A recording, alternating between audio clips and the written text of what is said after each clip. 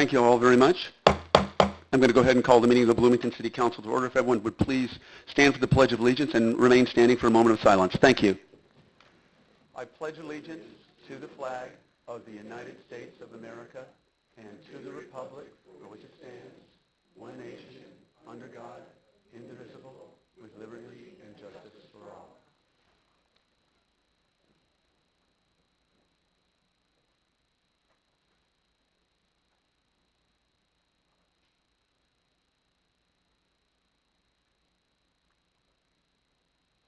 Thank you very much. Madam Clerk, would you please call the roll? Councilmember Matthey?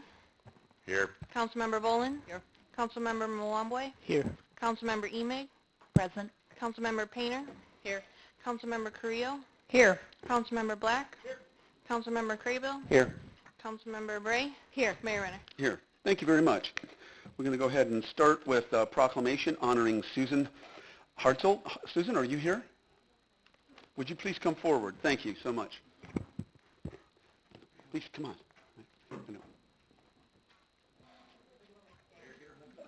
Oh, get her. Have her husband come up too. Yeah.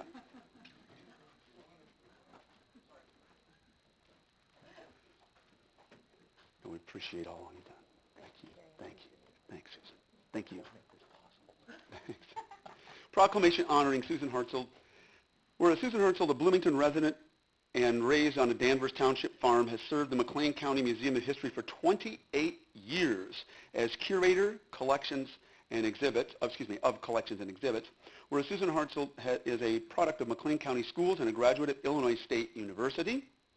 Whereas Susan Hartzell has completed 42 exhibits at the Museum of History, including overseeing and coordinating the 4 new permanent exhibits at the museum, Challenges, Choices, and Changes, as well as Lincoln in McLean County.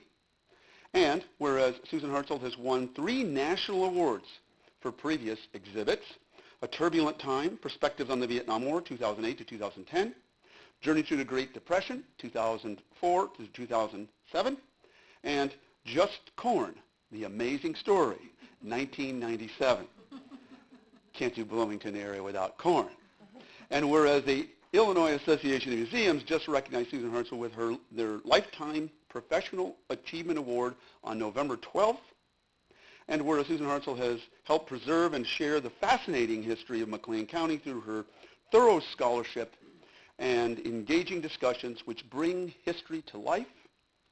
Therefore, be it resolved, the City of Bloomington goes on record on December 16th, 2019, congratulating Susan Hartzell for her outstanding contributions to our community and our community story. And be it further resolved that the City of Bloomington congratulates Susan Hartzell on her recent, well-deserved Illinois History Award and looks forward to her continued work to share our McLean County story with our residents, fellow Illinoisans from throughout the nation and the world. Thank you so much, Susan. Congratulations. And thank you.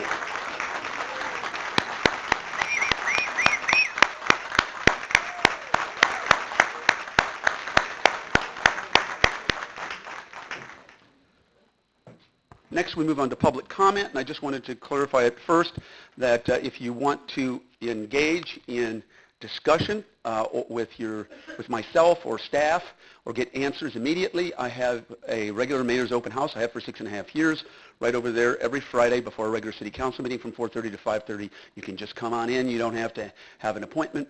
But our policy here is, in terms of public comment, to not respond. And we have up to a half an hour, so I would ask you, because we've got more than the number than 10 people, to please limit your time to it can't go over 3 minutes, and I'm going to have to be draconian about that.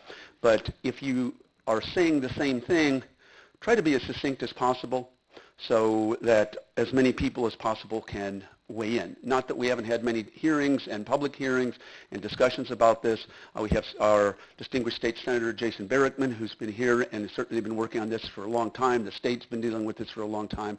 And again, just to clarify, no matter what we as a council decide this evening, cannabis in Illinois is going to be legal in a few days.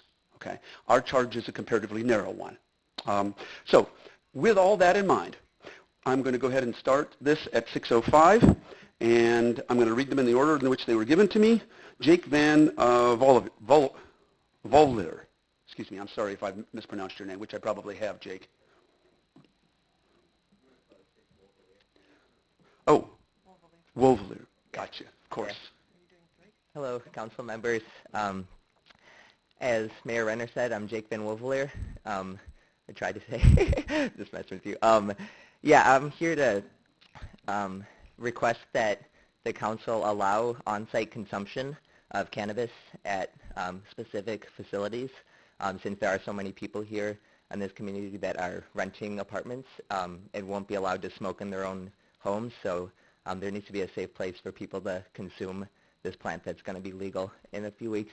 I think I'm just going to say that to let more people speak today, but thank you for your consideration and listening.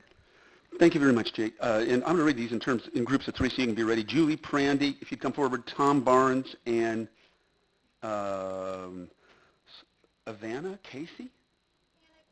Oh, that's an H. I'm sorry. Hannah Casey. Julie? Yes, as a citizen of Bloomington, I speak today in favor of the Planning Commission's recent recommendation to allow on-site use of cannabis. As was said before, those who don't own their homes, who live in public housing and rental units, need to have this provision so that they can have equal access to legalized cannabis. We're dealing with a long history of injustice to communities of color regarding their disproportionate arrest and conviction for cannabis possession. So legalizing cannabis is one step to address this, but we need to go further and follow the Planning Commission's recommendation. I agree with Planning Commissioner member Justin Boyd, who said, and I quote, "I think the social justice issue is a big one that we should consider. If it's legal to consume, but you can't consume it in public or in your home or any other location, then it's not really legal to a certain population." So I ask you today to vote for justice and equity and approve on-site cannabis consumption. Thank you. Thank you, Julie. Tom Barnes, Hannah Casey, and then Lexi Wojcicki. Hi, my name is Tom Barnes, and I encourage the council to opt out for allowing cannabis dispensation in Bloomington. And I came to this conclusion after looking at lessons learned from the state of Colorado in cities that are comparable to our size, like Pueblo, Colorado, what it did to the youth. We don't want that to happen in our town. So I would just say opt out. That's what I encourage. Thank you. Thank you. Again, Hannah Casey next, and then Lexi, and then Scott Steinley. Okay, guys, I gave you all a handout. Increased lighting in Bloomington. My name is Hannah Casey. I have never had anyone mess up my name before, so congratulations. I just couldn't recognize the H. You're okay. Well, that's the first. You're okay. It is totally fine. I'm here representing the Olympia High School senior class. I am in the civics class right now. I currently have 4 more days of high school. Okay, so the first streetlight was used in 1878 in Paris. Miraculous progress and improvements have been made over the years. Streetlights are viewed as important city services while people walk, bike, and get in and out of their cars. Well-lit areas instill comfort, in turn ensures a more safe feeling and environment. It was stated on citylab.com, it is scientifically proven that streetlights instill comfort and security in pedestrians. It is also stated on ROSPA.com that only 1/4 of all travel by car between 7 p.m. and 8 a.m. Yet 40% of fatal crashes happen in this time period. They also say pedestrians suffer from decreased visibility. Streetlights offer a solution to the high-risk pedestrians are at while driving during these hours. Another study by LEDs magazine shows 7% of crime decrease during this time of increased lighting. These crimes include murder, robbery, and aggravated assault. Increased streetlights will improve our overall comfort and just moral safety on the streets. For example, people that have dogs. If I had a dog, I would let that dog pee in my house because I am scared of the dark. It happened since I was 8 years old, but I do live on a street that doesn't have a street light, and I have never ran so much in my life. I run to my door and then back to my car. Not because I'm scared of Bloomington, just because I can't see behind me and I don't have eyes in the back of my head. So thank you for your time. I would really like you to consider increasing street lighting in Bloomington. Thank you so much, Hannah. And I'm glad I'm a first, at least in something. Lexi Scott Steinley, and then Karen Kinsella. Hello, council members. I'm here to speak on supporting on-site consumption. According to the ACLU, black people make up about 15% of Illinois' population, but 60% of cannabis possession arrests, making them 8 times more likely to be arrested than whites, though studies have shown that cannabis is used at roughly the same rates among white and black people.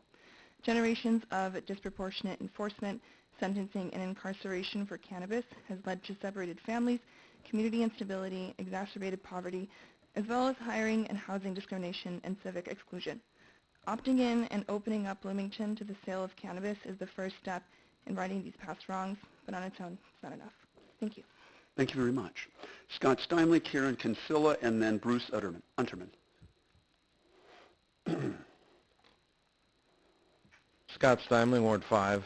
I am 180% against the on-site or any consumption of cannabis in this city. What you're doing, you're making Bloomington another Chicago. You know, it may be legal in the state of Illinois, but you don't have to opt in, Terry. You know, if you would have taken the time to really study this, we may have people that are, you may be looking at 8 months later down the road, oh, I wish I would have, you know, wish I wouldn't have gone that way. Well, it's too late. And, you know, if we have people that are charged with DUI, we have a lot, they have a lot of explaining to do, don't they? But what about cannabis? You're going to have to send them to the hospital, get a blood test, wait for the results to come back. I wish you people would wake up and not think that, well, there's tax dollars out there. You know, how would you feel if it was your son or daughter or your grandchild? And, you know, maybe somebody really, people really don't care. Also, the leaves, the issue with the leaves, they were to be raked to on the parkway. People rake them in the street continually because they don't want to kill their cotton picking grass. It cuts that down to a 1-lane road. Is a kid going to have to be hit and killed before anybody does anything? I hope not.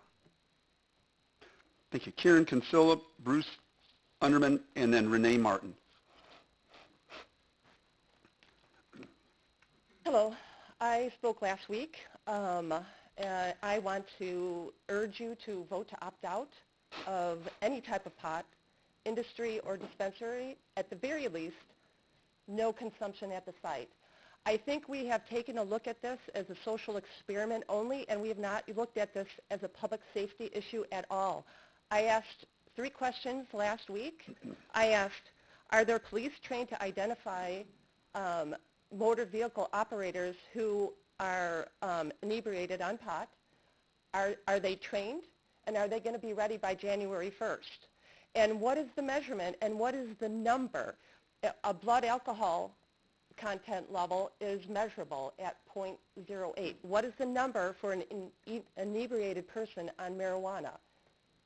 Do we have that number? If we don't have that number, then I think we're not ready. If we don't even have a measurement, is it measured in milliliters? How is it measured when they're over the limit?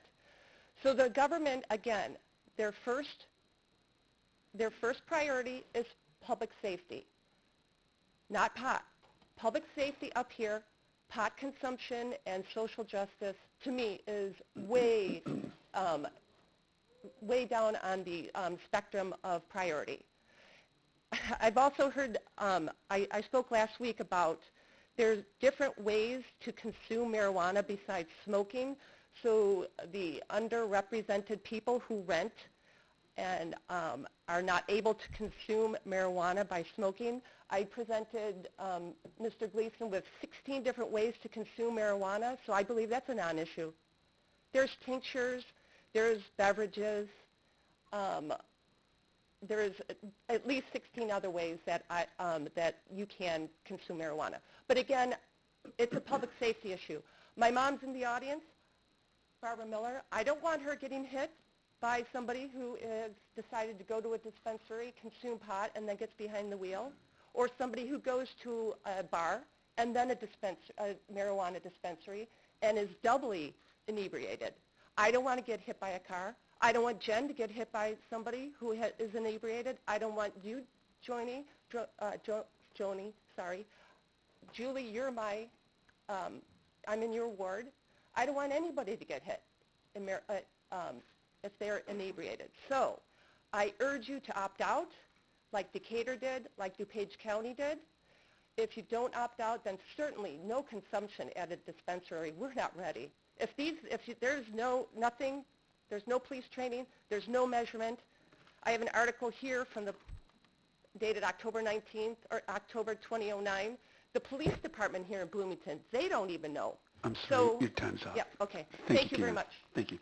Bruce and Renee Martin and Jim Mullenbrook. Thank you for the opportunity to speak this evening. I'm here representing the ACLU, which was proud to support the new cannabis law in Springfield earlier this year.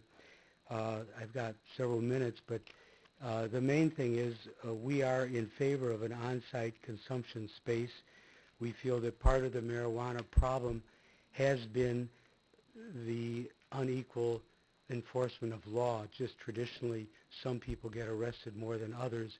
And there are places where it would be illegal to use cannabis. For instance, if you were in public housing, the substance itself is not legal, whether it's smoked, drank, ate, or whatever. And in many leases, it could be written in the lease. So there's a lot of people who would not be, they would still be subject to arrest or kicked out of their homes or something without a place to use. Thank you very much. Thank you. Renee, Jim, and then Peter Martin.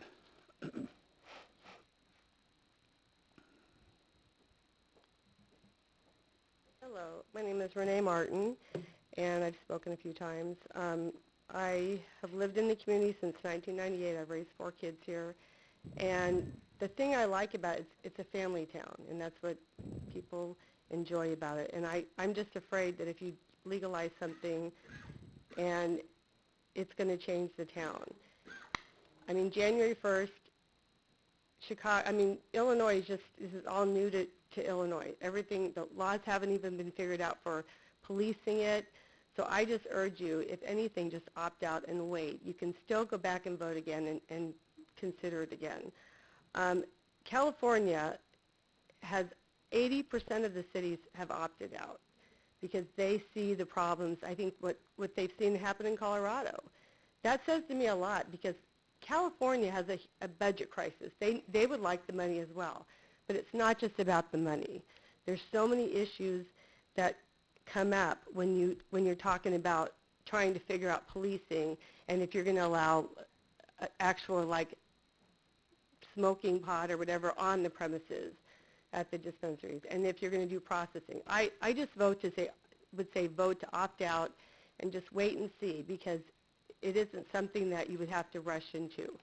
So that's all. And people were talking about like the impact on trying to make it like a social justice thing for communities that have been hit hard by the laws of marijuana. When I read statistics and the actual arrests of people of color have gone up after legalization. You still have people doing it under 21. You still have the black market. I mean, the cost, when you talk about the cost of it, all the taxes on top of it, people will still buy. The black market will come, and it's going to come. It's not going to go away. It's not going to make everything better. So I just think you have to look at the fact that it's not going to help the people who were have the social justice for people that were arrested or maybe. I just don't think it's going to be something that's going to help those communities. So thank you. Thank you. Excuse me. Jim, and then Peter Martin, and then Sonny Garcia. Good evening. Thank you for the opportunity to speak about the cannabis issue this evening. Personally, a lot of people have talked about opting out, and that would be my personal opinion, to opt out and to not rush into it as well. But I want to talk about something a little bit different, which is if you make the decision to not opt out, which means allowing cannabis in the city of Bloomington, then in what form is that going to take? I think that's an important issue to talk about. What are you going to allow? If you decide, and again, I would say no, opt out, but if you decide to allow cannabis in the city of Bloomington, then what are you going to allow? And there are three pieces to this as far as my understanding, which is growing, manufacture, and distribution. And from what I read in the agenda for this evening, option B is the smallest footprint if cannabis is allowed, which would allow for a distribution center but not allow for growing or manufacture. And I think that if you allow the cannabis into Bloomington, that distribution center only is the best option and the only one to pick. There's been a lot of polarization in this issue in Bloomington. People feel very strongly about it, and a lot of people have talked about it. A lot of people have come and expressed their opinion. That's good. That's good democratic government here. But the bottom line is this. The people who want cannabis are not the majority here, okay? They are not. There are a lot of people in Bloomington. There are some in favor. There are many who are not in favor. Okay, you have two sides, and they want different things. So the question is, how can we compromise? If you decide to allow cannabis, how can we compromise? How can both sides come together? And the way that comes together is if you allow the distribution. There are many only. There are many more problems with the growing and many, many more problems with the manufacture of the cannabis. There's a lot of issues here. Property values, smell, outside vendors, people that we don't know coming into our community and being involved in these issues, okay? The kids, and how are we going to protect kids, and how are we going to stop kids from buying, and how are we going to stop people from giving this to kids? All kinds of things. But again, in my opinion, if you decide to allow the cannabis, only allow a distribution center. Do not do what the city of Normal did, which was say, everything's okay. That's not okay in the city of Bloomington. Please. Thank you. Thank you. Peter Martin, Sonny Garcia, and Radiance Campbell. Good evening. My name is Peter Martin. I've been living in this community about 22 years now. And my main association with drug use comes from my time in the military. I was in the Navy JAG Corps from 1986 to 1990, prosecuted and defended hundreds of service members being accused of drug use, primarily marijuana. And the reason why is the military in the 70s, when their accident rate following the Vietnam War was increasing dramatically. And they did several studies, and they concluded that increased drug usage within the military was the primary cause of those accident rates. So they embarked on a year analysis program where they would randomly conduct your analysis of the service members, and they would prosecute them and try and get rid of them. So the military in the 70s concluded that increased drug usage was not conducive to a healthy community. And my worry here is if you pass anything that makes buying drugs and using drugs easier for our community, you're just going to make our community a less desirable place to live. 5, 10 years from now, I think you're really going to regret your decision today if you vote in favor of these dispensaries. So I urge you to vote against that. Thank you. Thank you very much. Sonny Garcia, Radius Campbell, and then Kieran Bays.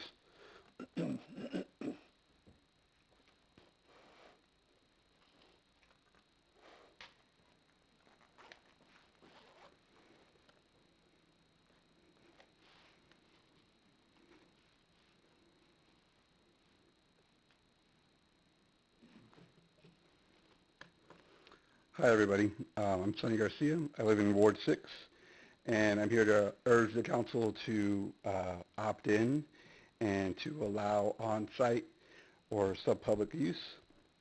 I've been listening to the debate happening in these chambers and in the community since the task force was created, listening to the pros and cons, but there's been a lot of disinformation and propaganda happening primarily by the con side of the table. So I just wanted to address some of that stuff. So we know a couple of things about cannabis. We know that cannabis is harmless. We also know that cannabis has medicinal value. We know this because the Schaefer Commission, The Schaefer Commission, formerly known as the National Commission on Marijuana and Drug Abuse, was appointed by U.S. President Richard Nixon in the early 1970s. Its chairman was the former Pennsylvania Governor Raymond Schaefer.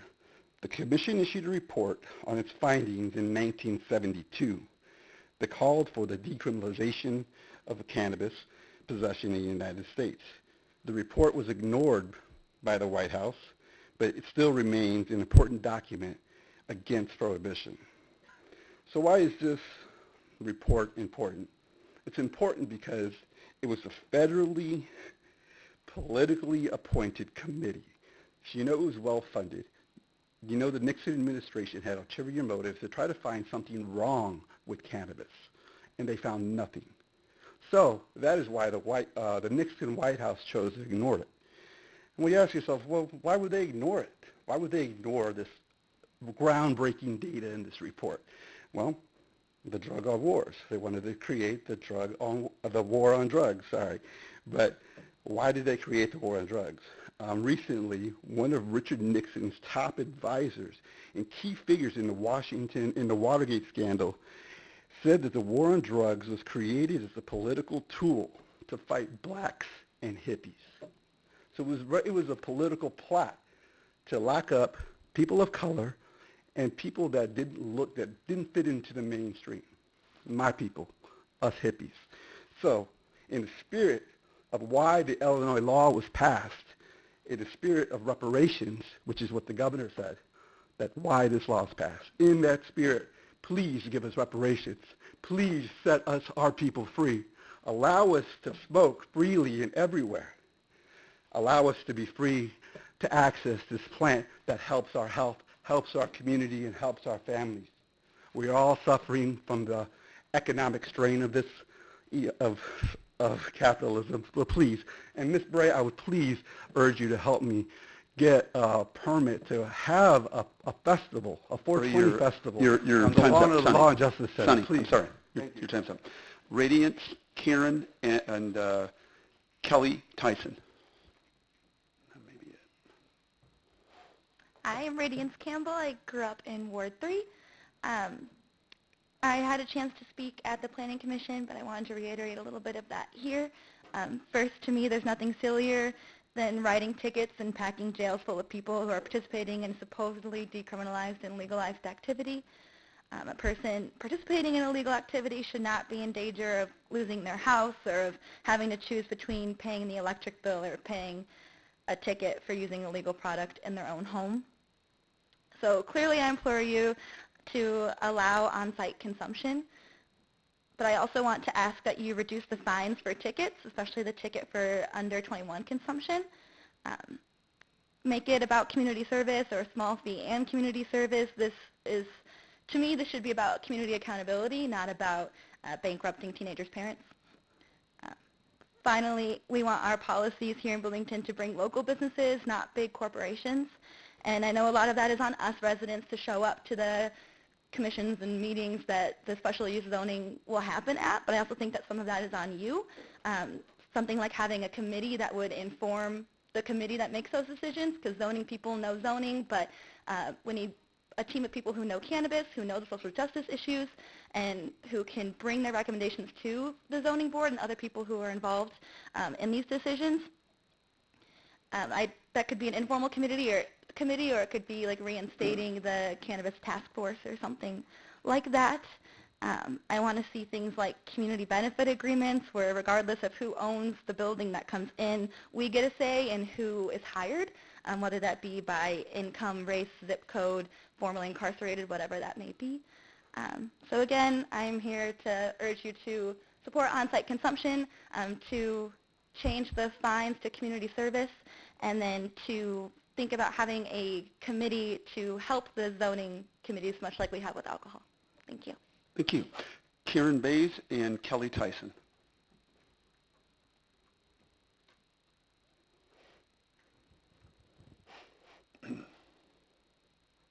Hello. I just wanted to say I've thought long and hard about this, and I think it's really, at a state level, it's going to be here. So we need to move forward. We've had plenty of time. Everybody keeps saying this just happened. This is something people have kind of known about for a while, I think, and I think we need to get on board with it, make it safe. You know, I'm a parent as well. I have 3 children. 2 of them do not smoke. I have one that does, and it actually helps him. He's not so off the wall when he does do it. So it has many medical benefits. And I talked a little bit Friday night about CBD, which is from the hemp plant, and does not have the THC factor, okay? But it has a lot of medicinal purposes. And so this is so much more than just the fact that people want to get high. And I know that's what a lot of people are focusing on because they hear recreational instead of medicinal. But there's a lot behind it. And, you know, Big Pharma plays a big role in this. And it comes down to it's about the dollar.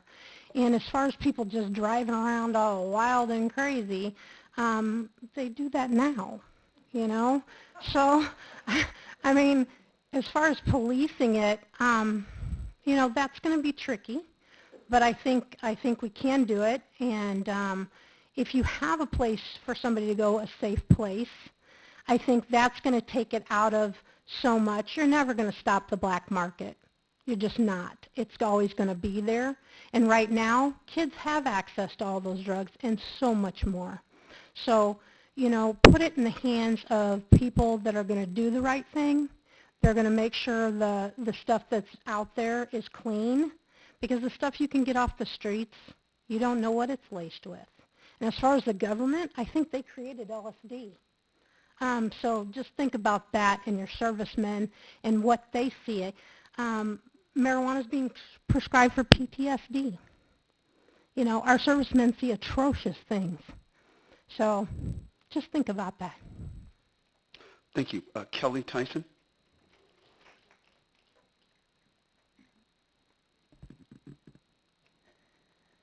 Recreational cannabis will be legal statewide in just a few weeks. Opting out will do nothing to keep cannabis out of the community. Those who use cannabis will continue to use it, obtaining it either through the medical dispensary in Normal, like I do, or through nearby communities that are licensed to sell recreational cannabis. Or they will purchase from unlicensed distributors within our community. None of those options benefit Bloomington. They benefit other communities with tax dollars and benefit illicit distributors. Opting out will not help police and first responders navigate the adjustment period that recreational cannabis will bring. Cannabis is in the community already and legal for patients. They will be facing new challenges regardless. And the approved tests officers will give to drivers potentially under the influence of cannabis will have to come from and be regulated by the state. Nothing about opting out will help officers with their decision-making process or impact how they would handle a cannabis-related incident. Opting out will not minimize cannabis exposure to children or make cannabis any less available to them, as children will not be allowed in any facility distributing cannabis or any facility allowing on-site use. The only option that does benefit Bloomington is opting in to allow recreational cannabis to be sold. By not opting in, we are putting barriers where there should be none. Cannabis has been approved for medical use, its benefits have been scientifically proven, and the list of possible negative side effects is exponentially less than the hundreds of negative side effects listed on prescription medications or even alcohol and cigarettes, all of which are widely available to adults and their distributions are visible to children. Currently, cannabis users who want to finally consume their medicine legally and safely must endure the inconvenience of making an appointment, driving 45 minutes, spending a significant amount of time at the outreach office, and dropping hundreds of dollars for a card. Many people don't actually consume enough cannabis to outweigh the initial cost associated with obtaining a cannabis patient card. Many also lack the resources to obtain the card altogether. Please, really consider the people you know. Some have likely resorted to illegal cannabis use because they feel they have no other option. We are not just simply talking about getting high. We are talking about relief from migraines and nausea and joint pain and anxiety and cancer. We are talking about the citizens of Bloomington having the right and freedom to choose to medicate safely and legally and the enrichment of our community with tax dollars and employment opportunities. Please also consider opting in for on-site use. People who have lower incomes and people of color are disproportionately affected by current restrictions of cannabis accessibility and use. Those who rent might not be able to medicate legally at home. This will provide them with a safe place to do so. Please help make our community one that provides safe, legal, and accessible cannabis. Thank you. Thank you very much. We have hit our 30-minute public comment time, and so we are going to move along. Thank you all for your comments. Excuse me.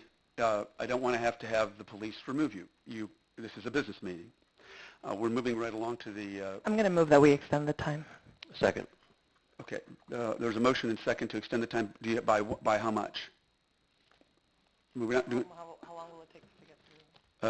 Is it still a huge pile? It is just about as many people as have already spoken. Can we do 20 minutes? If that's your motion. 20 minutes. Second. Okay. If everyone will go ahead and vote on whether or not we extend this, the comments by 20 minutes. Okay. I'm sorry. Now it's on.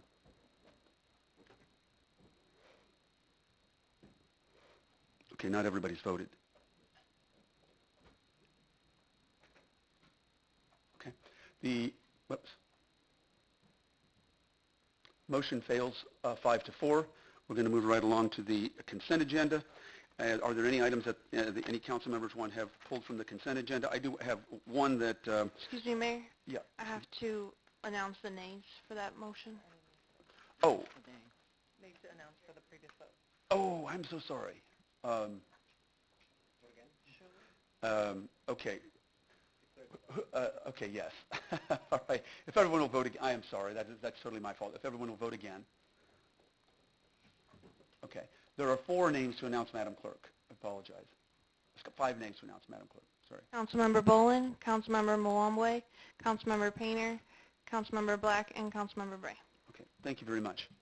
I appreciate that. Sorry about that again. Next we move to consent agenda. Consent agenda usually has items that we consider routine and customary, and usually questions about those things are happen before the meeting starts, but we do have one that we need to make a correction on, and that is, I'm going to start with item 7F. Are there any other items? 7E. 7E. Okay, is there a motion then to approve the consent agenda as presented with the exception of items 7F and 7E, and I'm listing those in the order in which they were pulled? So moved. Second. Okay. Moved by Councilmember Bray, second by Councilmember Emig, and any further discussion? If everyone will go ahead and vote on the consent agenda with the exception of F and E. Motion carries 9-0. There are no nays to announce, Madam Clerk. We move to item 7F, and I'm going to go ahead and turn that over to the city manager and Mr. Juergens, because it's a very minor change in 7F, and we don't want to go down the Scribner's error route. So, The petitioner, the property owner, recorded the wrong name for the business, and we're just asking it be tabled till the... No, we can still approve it. Okay. Just changing the name to from Chateau Hotel and Conference Center to Bloomington Chateau Hotel and Corporate Center. okay.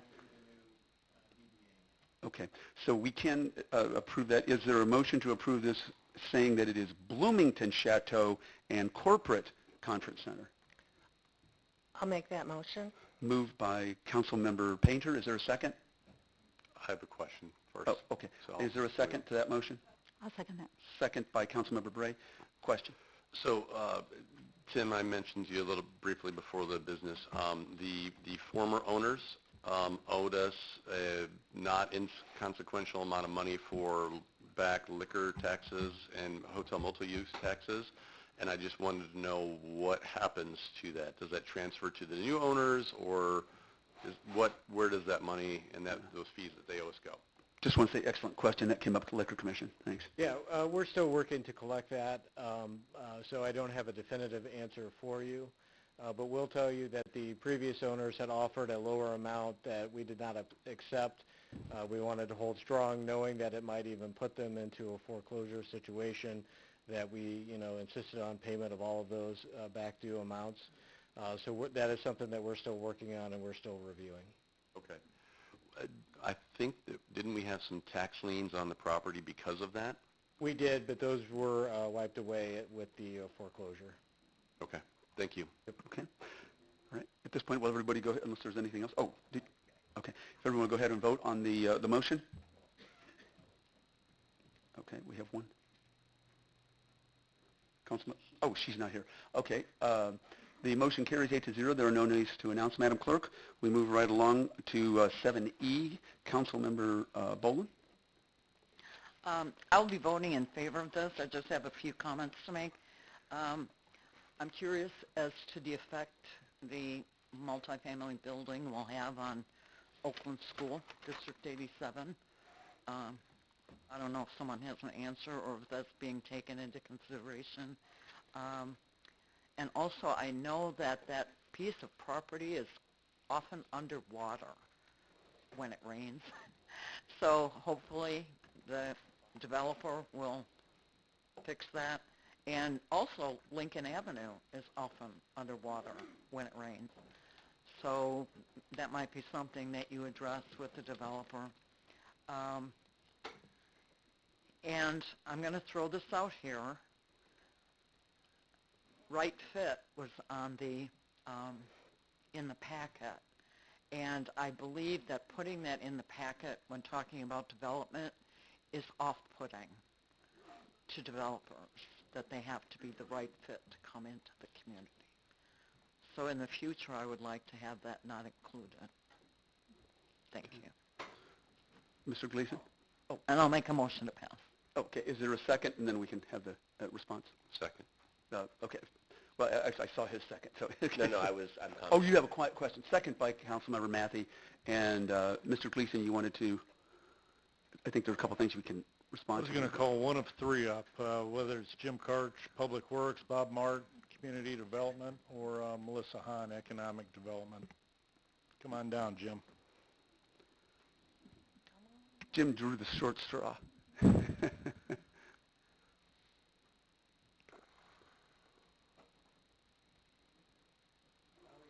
It will be a short straw. It's a very, some good quick answers. So as far as drainage goes, we can't talk about that. Not uncommon for an undeveloped piece of property to have poor drainage. Anytime there's a development of this kind, it's just a requirement in our city code that they will provide elevations showing proper drainage, compliant with flood routing and all of that, and ensuring that there's proper storm sewer. From a District 87 standpoint, I actually cannot speak to that other than to say that the development is in compliance with the zoning, and so that typically takes into account what sort of density you can have and in compliance with our comprehensive plan. If you maybe you want to stay just to... No, just a comment. Okay. I just want to note that I'm very happy that this is going in the community. It's an affordable, equitable housing. It's something they're working with the Bloomington Housing Authority on, and they talk about in their annual report about it being the future of affordable housing is in mixed finance, public-private ventures, such as this. So we've got, they're going to use some Section 8 vouchers to help with that, assuring it'll be affordable to households earning less than 60% of the area median income, and a small number of units will be affordable to those earning less than 30% of area median income. So I think it's very good for the community. It's on a bus stop, and I do think it's the right fit. Okay. I agree that it's the right fit. But putting right fit into the packet is off-putting to a developer. I think what we can do is perhaps have community development and others address that terminology. Yeah. I would just wanted to make a comment to this too, that this that I really appreciate Tim's approach on this too, because this development highlighted some areas where we could streamline the process to make it development easier and put more information and transparent information up front available to developers regarding some of our various rules. It pointed out a couple places where we had maybe not archaic, but certainly not modernized the rule structure that we use for how we evaluate properties and what the fees might be. So I think that this development just puts us in the right foot to make it easier for future developments like this to move forward in the city, and I appreciate the city manager's office would work on this. So, All right. Okay. At this point, if everyone will go ahead and vote. We have a motion and a second. Motion carries 9-0. There are no nays to announce, Madam Clerk.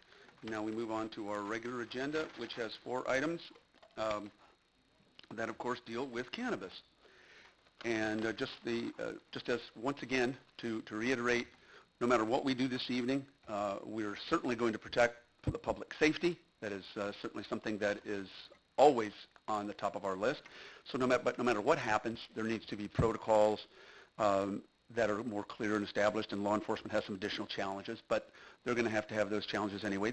It's not like police officers aren't dealing with people who are driving high currently. So it's not as if they don't have some degree of experience, but we know that is the number one thing. And the other thing is no matter what we do this evening, in a few days it's going to be legal statewide.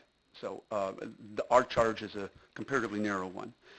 Within that, I do ask everyone, since we have debated this, discussed it many times, and the Planning Commission has met on this, that we do follow some of the guidelines that were sent up by the City Manager's report.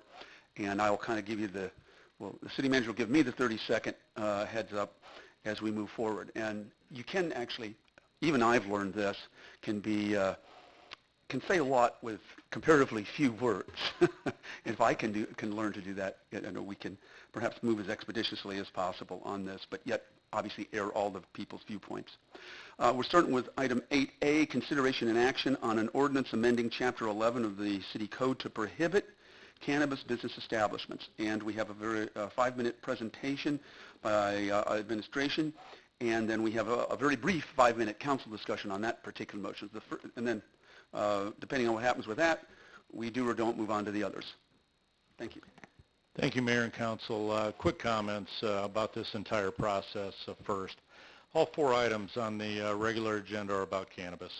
Very controversial topic, one that staff has spent quite a bit of time, and as I said in a recent article, very much appreciate the elected approach to this topic.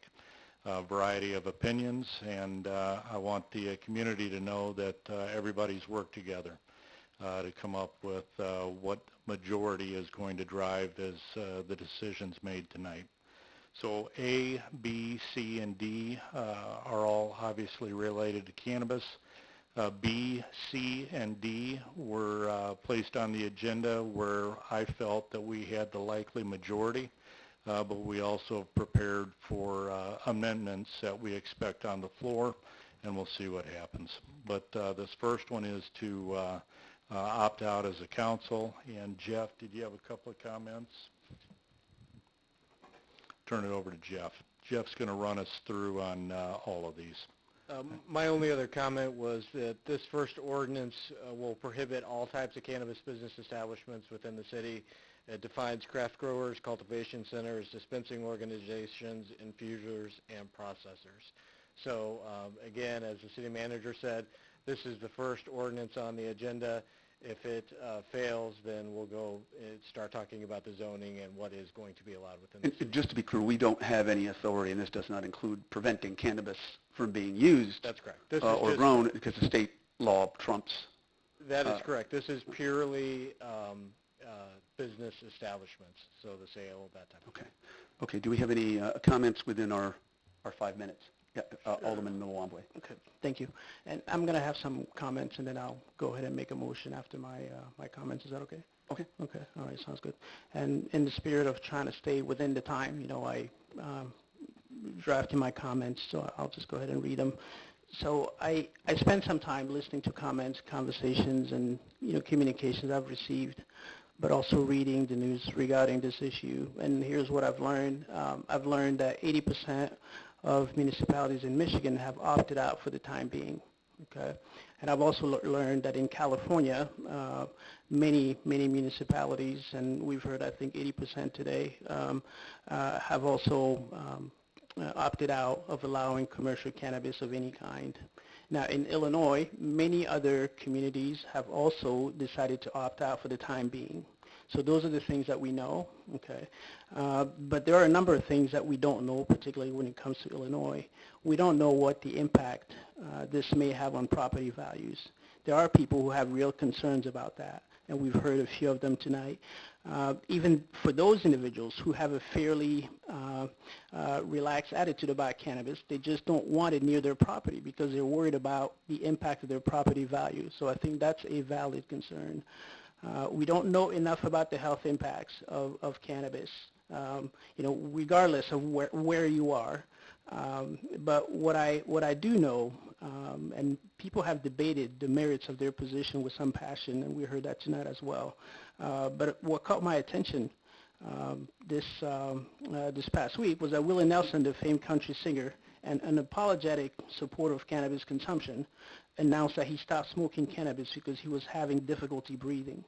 And he now tries to take better care of his health. So I'm just sharing that for information. There's also what we also don't know is that how it will affect the character of the community. Okay, this was brought about a little earlier in some of the public comments. And what I would ask everyone who's about to vote is to think about what attracted them to the community in the first place. Okay, because that's a very important thing that we have in the community. And we have to be, as we introduce new elements into the community, we have to be very careful at how it chips away at that, okay, or if it enhances it. So those are things that we have to consider very carefully. Give me a 30-second notice. Okay, thank you. Let's see. Oh, and we also don't know if there will be a big financial boost to the city coffers. I'm doubtful personally, and here is why. Because it's important to remember that generally the amount of disposable income we have in the community is pretty finite. So for the most part, we move buckets of money from one place to the other. And if you don't believe me, look at what happens with restaurants in Bloomington when there's a new restaurant. Okay, everybody moves to it. So. Did you have a motion then? I think yes. Thank you. Jeez. Yes, I'll go. I was trying to hold people to the 3 minutes. Yes. Thank you. I appreciate that. So I'll just, those are some of the reasons that I've been considering and that are leading me to make this motion for us to opt out. Okay. Is there a second? I'll second that motion. Second by Councilmember Bray. We have brief discussion. Any other in a minute and 25 seconds? Okay. If everyone will go ahead and vote on this motion then.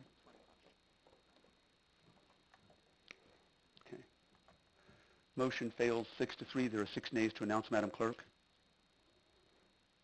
Councilmember Matthey, Councilmember Emig, Councilmember Painter, Councilmember Carrillo, Councilmember Black, and Councilmember Craybill. Okay. Right, we move to the next item, which is 8B, and we're going to have a brief presentation again, and this is where we've got our longest council discussion budgeted.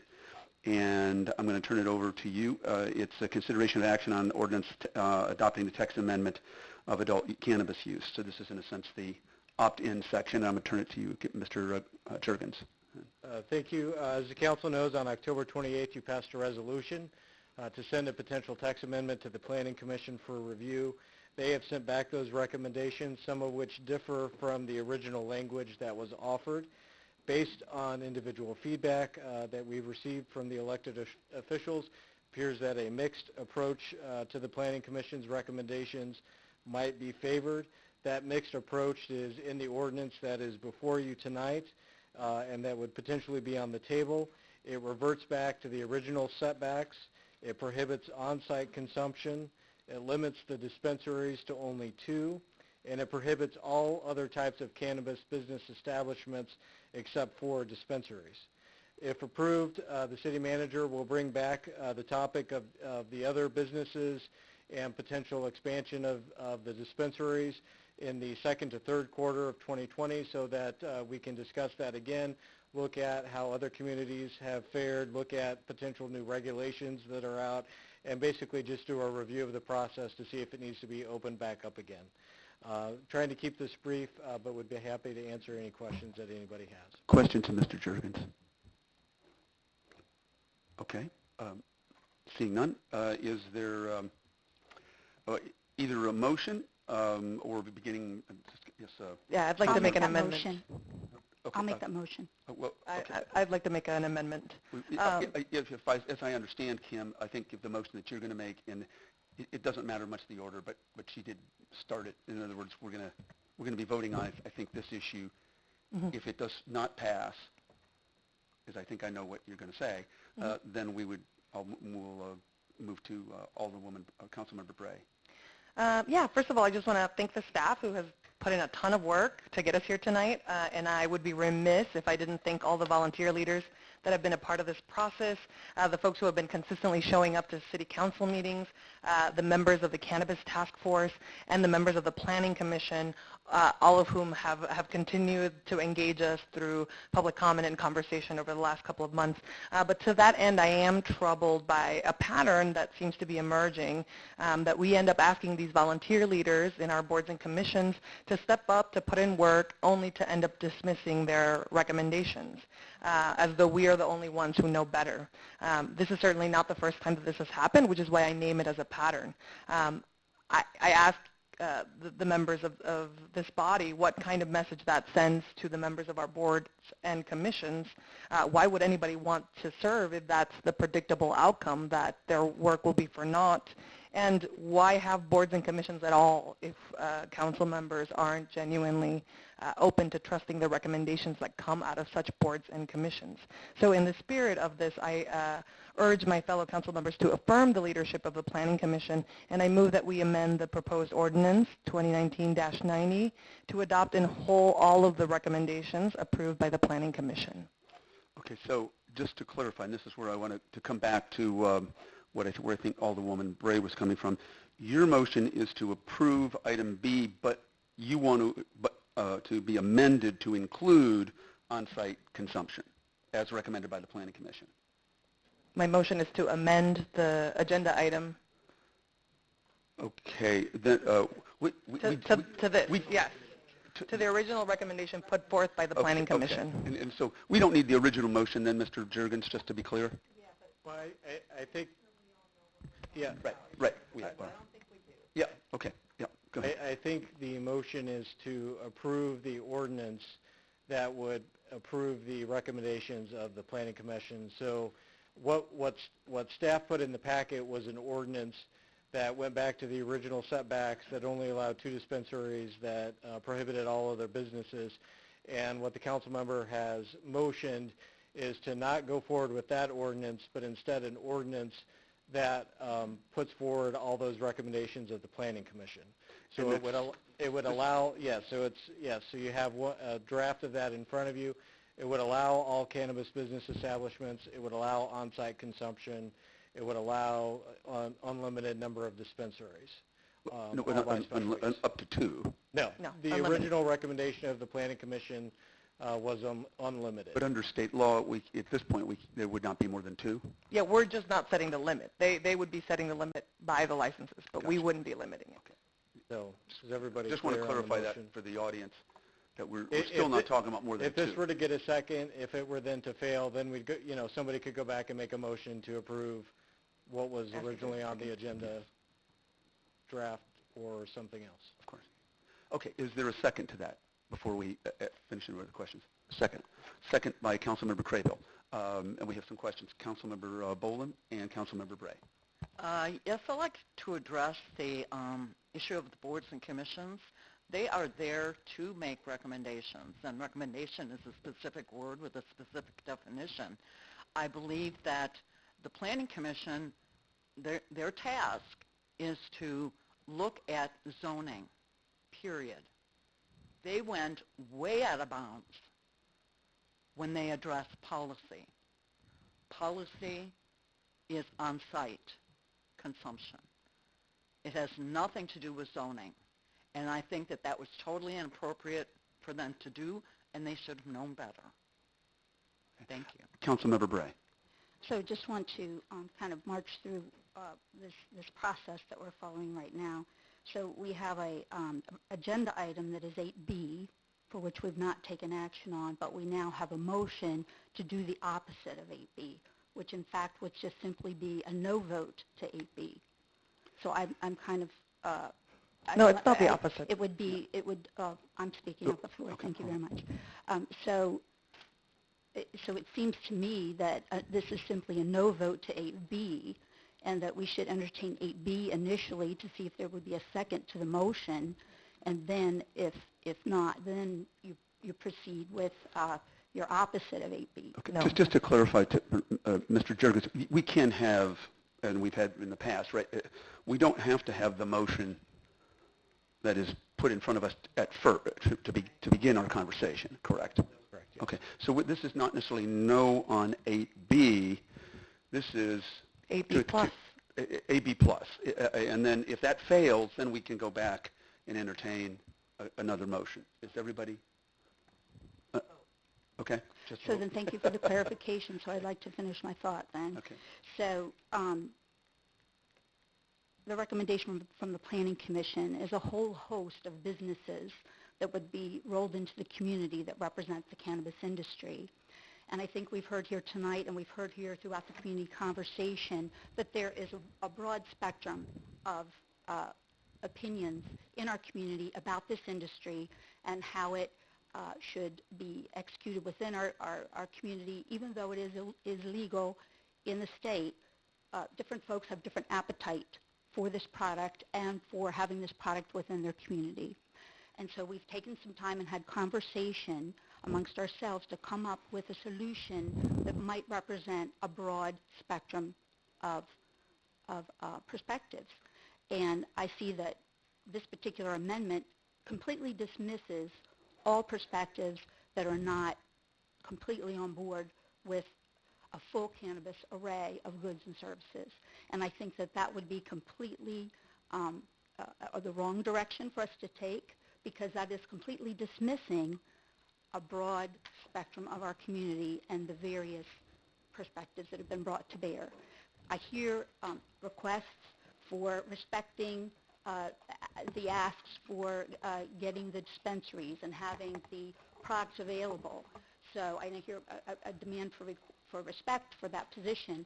So I'm also sitting here demanding respect for the position for folks who simply are not on board, and that we go slowly and we take some time, and therefore I think 8B is a better solution for our community. Thank you. I'd like to call the question. Let's take a vote.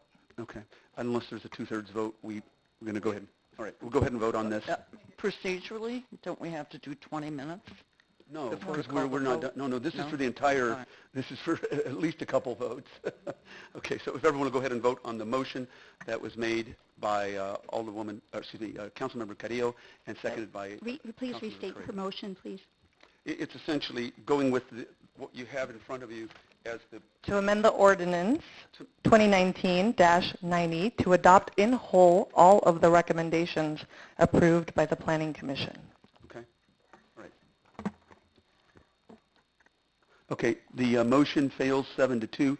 There are 7 nays to announce, Madam Clerk. Councilmember Matthey, Councilmember Bolin, Councilmember Mwambwe, Councilmember Emig, Councilmember Painter, Councilmember Black, and Councilmember Bray. Okay, thank you very much. Now we move to possibly a positive vote, positive motion on item 8B. Mayor, I'd like to make another amendment. Okay, I'd like to move to amend proposed ordinance 2019-90 to add as approved adult use cannabis business establishments within the city of Bloomington, adult use cannabis craft grower, adult use cannabis cultivation center, adult use cannabis infuser organization, and adult use cannabis processing and transportation, not including the on-site consumption. okay, so if I understand this correctly, you're supporting going with the original recommendation of the Planning Commission except for on-site cannabis consumption? No? It's 8B. It's 8B except for extended to other businesses. Except for extending to other Right. businesses? Okay. Except And including other businesses? Right, that's right. Sorry. Okay, is there a second to that motion? I'm sorry, I have a I question. need clarity. Whoa, okay, if you'll clarify your motion, so we don't get to the point of going to this too much, go ahead. Yes, If you'll clarify. 8B, in essence, I'll make it simple, 8B, but to add all of the other businesses besides on-site consumption. Okay. I second. Okay, seconded by Councilmember Carrillo. I'm sorry, I just want to make sure I'm crystal clear here. So basically we're voting to approve the Planning Commission recommendation minus an on-site consumption? No. Well, that's what I thought too. Is it possible to get some of this on the board here so we all know what we're Well- talking about? Because I don't have anything in front of me. on the Well, I think you do. So, is this, I think you do. I think you have this. No, I don't think so. You know, it's not? No. Okay. So it sounds like, so originally, I think the thought was, maybe there'd be a motion to approve 8B as presented, and then there'd be some motions to amend that. I think what Councilmember Crable is doing is making a motion to approve 8B, which is the kind of the mixed approach. However, he's putting back in there the recommendations of the Planning Commission regarding other business establishments.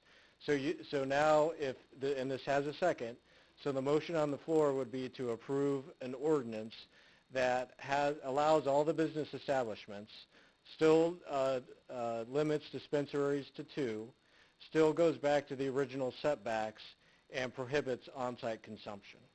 There is not a draft ordinance in front of you that specifically says that, but that's essentially, and correct me if I'm wrong, Councilmember Crable, I believe that's what the motion on the floor is. Again, better stated than myself. Thank you. Okay. We understand the motion then? No. Can I Yeah, of course. comment? Yeah. We haven't heard from you yet. I'm good with that, except in the spirit of social justice, I would like to propose that one of the 2 dispensaries be a social justice applicant. Insist that they be that. Can we do that?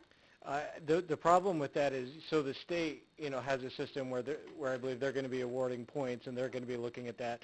There's no language that's been in front of the Planning Commission that, would give that as a consideration. So, we'd have to go back through the text amendment process to add language like that, in terms of, that's a consideration of the special use. But that is, just to clarify Councilmember Painter's point, but the state in awarding, if there's social justice component, you get extra points. That's correct. Right. And I also know that other municipalities in Illinois have put that caveat on their books.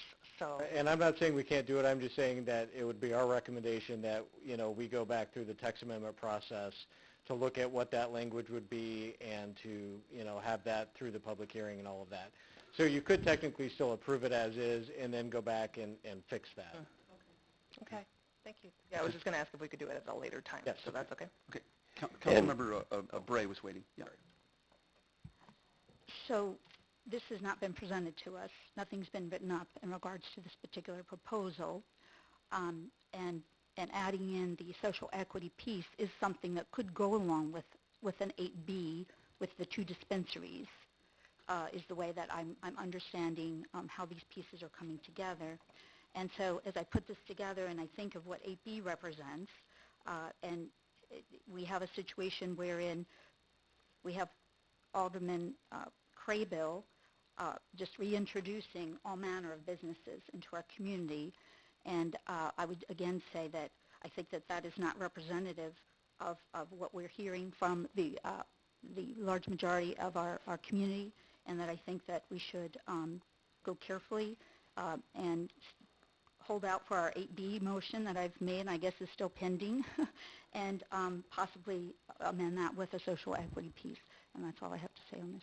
Okay. We're at this point. Any? Can I have my 3 minutes? Actually, no, you can't. I don't unless this thing passes. Then you won't be able to use any time later. That's fine. Okay. So I think I hope tonight that we can in some way end the stigma surrounding cannabis. It was originally created by racism against persons of color, and then used to lock up millions of persons of color in the war on drugs. People have been using cannabis in this community since it was a community in every ward. Illinois is not creating a market. It is regulating a market that already exists. The city should enter that market. People have talked about studies, and there are studies on all sides. I've read studies that cannabis is less dangerous than alcohol, that driving accidents have not increased in those states that have made it legal, that adolescent use has stayed the same, that crime around dispensaries have actually decreased, and home values have gone up. Yes, there have been problems in other states, but Illinois has looked at those problems and created a heavily regulated industry with a slow rollout of businesses. Any cannabis product will be monitored 24/7 from the time it's a seed to when it is sold in a dispensary. Medical dispensaries and cannabis businesses have existed since 2015, and if there were any issues with them, we would have heard about them. All Illinois cultivation centers have odor mitigation systems according to the Department of Agriculture. Even the mayor of Delavan has told me their cultivation center has caused no complaints of smell and is a great partner for the community. We should be working to be more progressive community, open to new forms of business. Millennials now represent the largest portion of the national workforce at 35%. 74% of millennials are in favor of legalizing marijuana.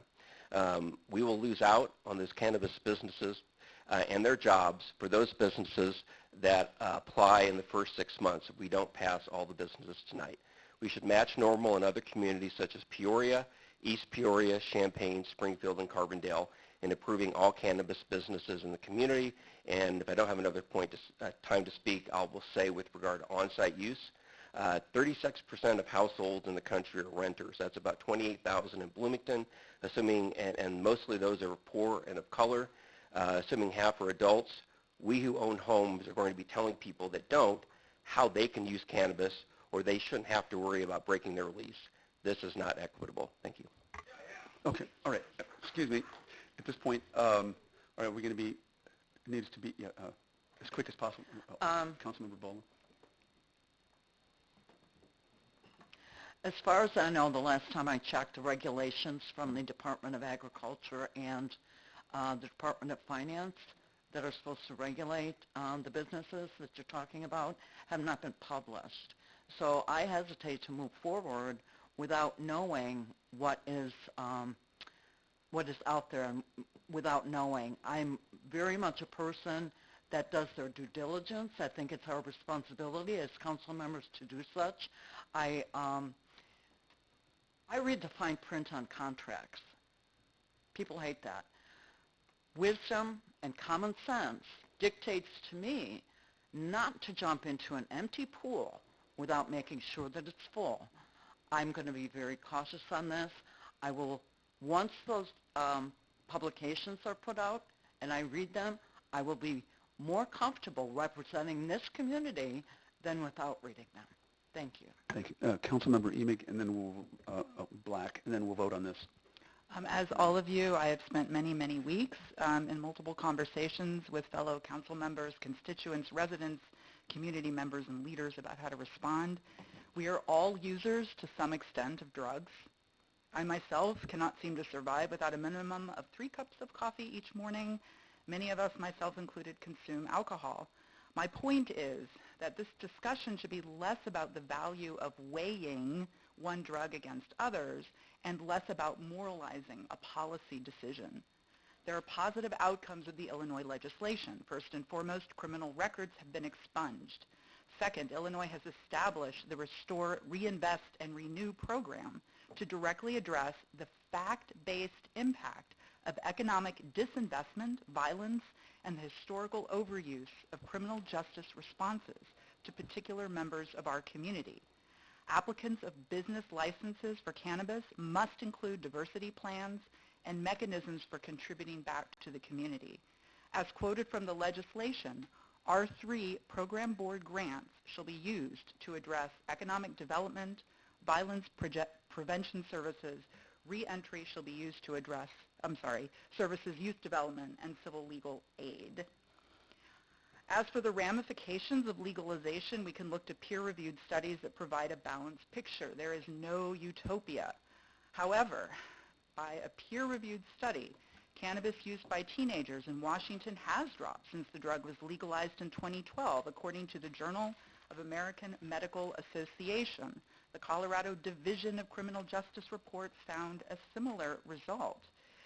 The state provides an opportunity to educate and support, to teach our children about addiction, responsible behavior, and when and how to seek help. Therefore, I am in favor of having 2 cannabis dispensaries in our community because it allows for the legitimate control, monitoring, and sale of what will soon become a legal substance. I'd be okay with more, but in the spirit of compromise, I'm willing to agree for 2 now. There are also multiple statistics available around driving. While the majority of accidents continue to be alcohol-related, there has been an uptick in cannabis-related accidents in states where recreational use is legal. Again, peer-reviewed studies. This is one reason why I will not vote in favor of on-site cannabis use in a retail shop at this time. I am interested in learning more about recent technologies that are being developed to assess driver impairment. Furthermore, the legalization of cannabis is a paradigm shift for our community. I believe that on-site use will happen in time, just not today. Finally, I believe that we should allow for the zoning of cannabis-related businesses other than dispensaries. We have had successful medical cannabis industry in Illinois for some time. In order to get a license for recreational use, a cannabis business must include a detailed description of air treatment systems that will be installed to reduce odors. That's a quote. And this is truly in the legislation, page 88, section 1525, a reasonable assurance that the issuance of a license will not have a detrimental impact on the community in which the applicant wishes to locate. I understand that some of my colleagues are interested in waiting to see what more can be generated at the state level to ensure best practice. The state has put enormous restrictions on applicants. I maintain that we can allow for businesses to apply for these limited licenses while continuing to study the impact and simultaneously moving towards best practice through ongoing conversation and amendment. Thank you. Thank you. Councilmember Black, and then we'll vote on this particular version. Thank you. And thanks to staff for all their work on this topic and to all of us for all of our conversations back and forth. And I'll just start this off by saying I'm going to challenge Jamie to weigh in on this amendment here. Because a couple pieces that I want to touch on. Number one, I see some fans that want me to opt out or opt in tonight. I will be doing opting in. I'm totally in favor of that and have been from the beginning, both publicly and privately. The amendment in front of us is putting me in an interesting position because there have been some folks that have reached out to me and expressed some concern about some of the other growing businesses that are out there, and my number one concern was passing a dispensary. That to me has been important. I think the community would benefit from it for all the reasons that we heard. Sitting up here now for nearly 7 years, I can tell you that Ward 7 is diverse, not only in terms of our demographics, but also in terms of our opinion.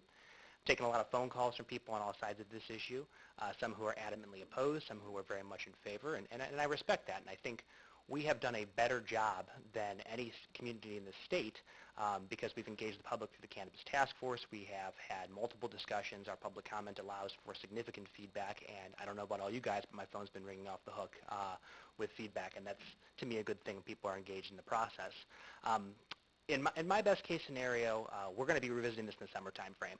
I think that ideally in the June, July time frame would be best for me. I want to be able to see kind of what the impacts are in our community, and I want to get some numbers around a couple of things.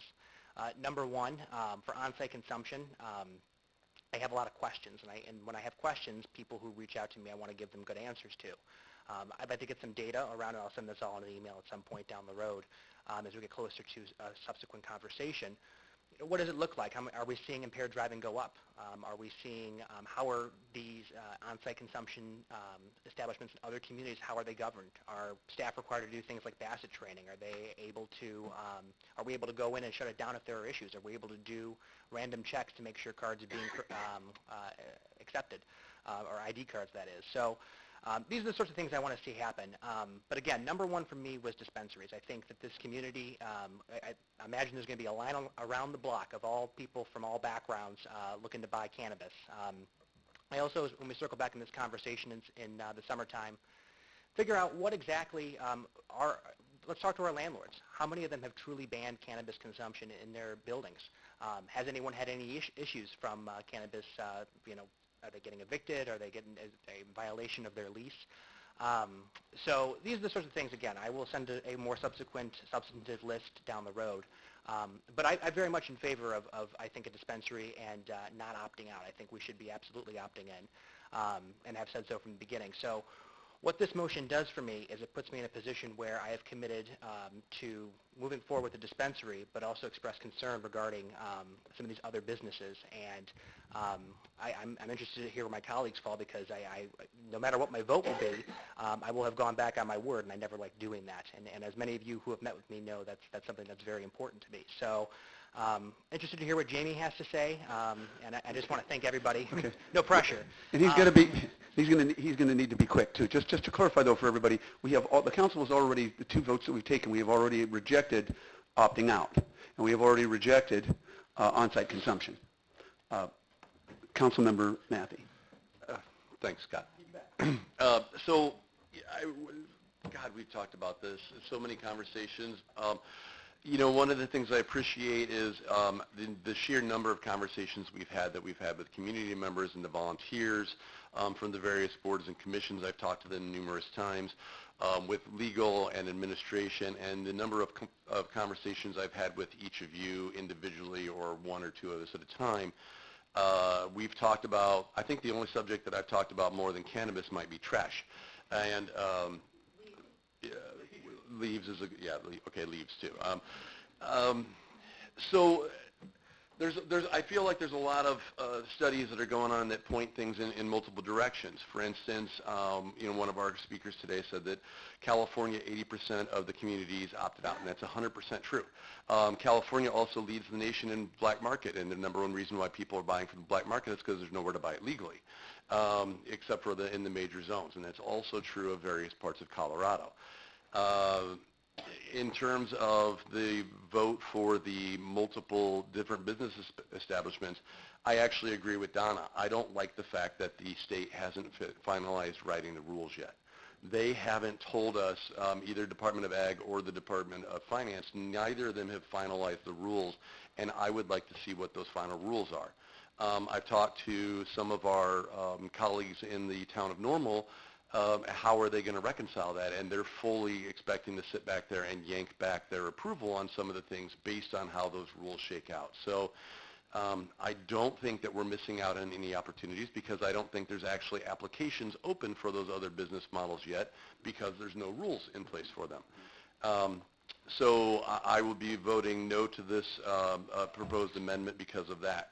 In terms of the on-site consumption, I agree with Scott that I don't know what the rules are. When we say on-site consumption, what does that mean? Is that on-site consumption in dispensaries only? I've heard other people talk about on-site consumption inside of some of our smoking establishments that are in various places around downtown, because they had exemptions for the smoking ban. And I think that there's a lot of the parts around the on-site consumption that we need to clarify. I'm not against it. I just don't think that we have time in the 15 days remaining this year to define what those rules are and what they look like. So I'm perfectly fine bringing that back in the spring. I think that we're going to see an entire flurry of lawsuits that are going to happen across the state from both business interests who want into certain markets and they don't want to obey special zoning rules put in place by cities. I think that we're going to have individuals who are going to be suing, and I think that I would rather sit out of the round of lawsuits on a lot of those issues right now and sit back and let everybody else spend their dollars on the legal fees for those. However, one of the things I mentioned to Scott when we were talking the other day, I was in Toronto when Canada went legal last July, and I didn't even know that Canada had gone legal for cannabis in the entire country because nothing happened. There were lines around the corner for the dispensaries, and I only heard about it in the news later that day. I was there for a Rotary convention. There were 35,000 people for Rotary that were there, and probably nobody was even aware that it had become legal because nothing happened. Toronto didn't burn down. As a matter of fact, what happened is every dispensary within 70 miles of Toronto sold out by 10 a.m., and a few people that were lucky apparently went and had a party someplace, and everybody else just went about their day. I really think... wrap up. Okay.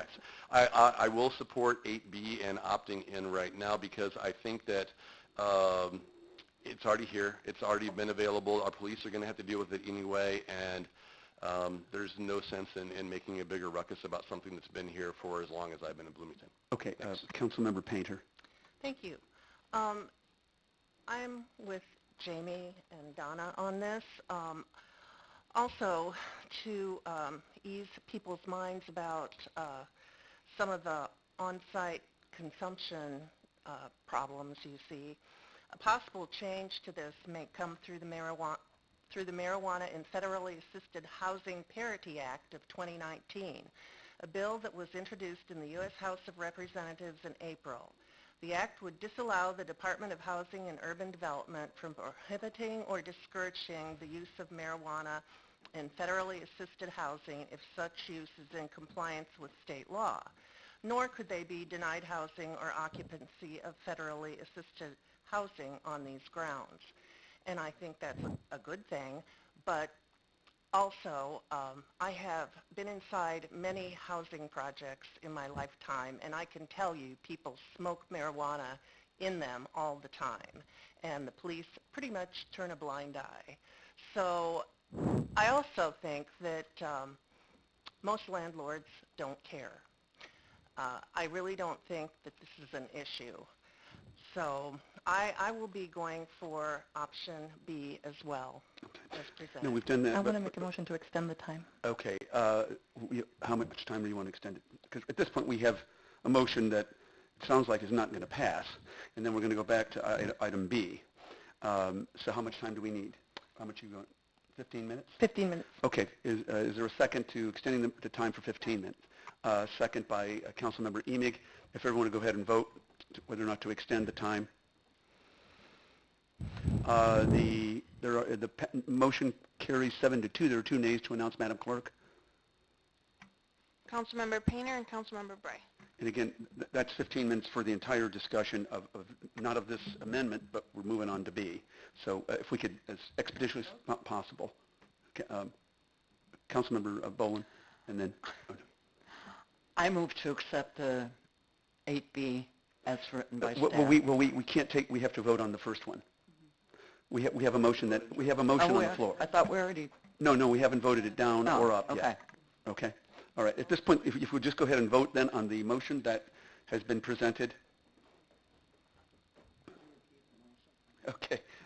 Councilmember Craybill, just to clarify. Sure. This would be to approve 8B with the addition of all the other cannabis businesses other than on-site businesses, yeah. Leave it at that. Okay. All right. Okay. Has everybody voted? Yes, everyone's voted. The motion fails 6-3. There are 6 nays to announce, Madam Clerk.